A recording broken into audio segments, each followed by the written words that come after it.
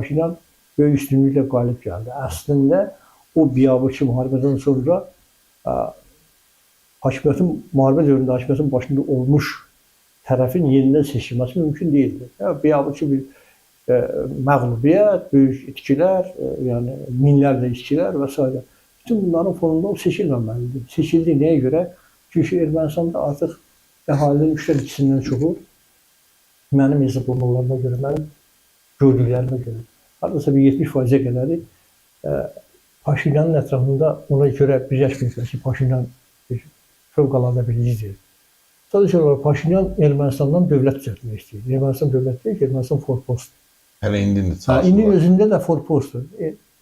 Paşinyanın hədəfi, yəni istəyi, ali istəyi Ermənistanı Rusiyanın caynağından qurtarıb, yəni onu Rusiyanın forpostu statusundan xilas edib bir normal dövlət qurmalıdır. Mən həmişə yazıram, bu dövlət deyil, dövlətçilik.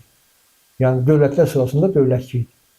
Və bu dövlətçilik indi Paşinyan və onun ətrafında onu dəstəkləyir. Başa düşüblər ki, axır nəhayət ki, dünya gəlib elə bir dönəmə gəlib çatıbdır ki, burada artıq bu prosesləri anlamamaq, gerçəkləri dərk eləməmək qədər ağılsız olmaq mümkün deyil. Ağılsız 30%, hansı ki, Rusiyanın demək, 5-ci kolonu hesab olunur və bunlar Rusiya tərəfindən bunların beyni yuyulub.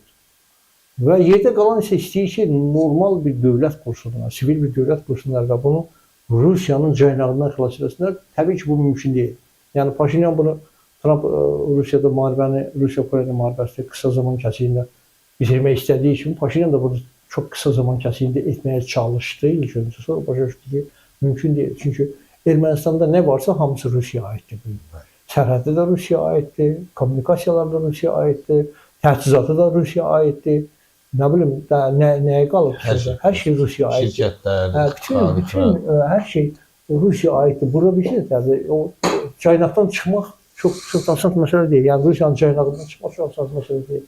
Əgər indi biz Rusiya-Ukrayna müharibəsinin üzərində gələcəyik, yəqin ki, bu danışıqlar buna gələcəyik.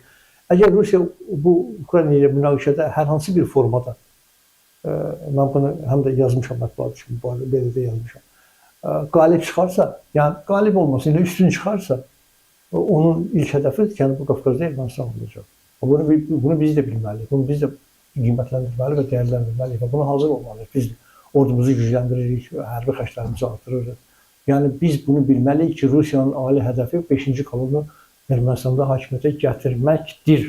Və bunun üçün Ukrayna ilə məsələlər bitəndən sonra Rusiya var gücü ilə çalışacaqlar. Bu 100 illər bunlar bu yolda can qoyublar, xərc çəkiblər. Belə baxanda 100 milyardlarla bu illər ərzində pullar xərclənibdir. Bu sadə bir formada onlara əl çəkərmi? Belə çıxır ki, növbəti müharibə meydanı yenə Qafqaz olacaq, amma bu dəfə Ermənistan, Rusiya.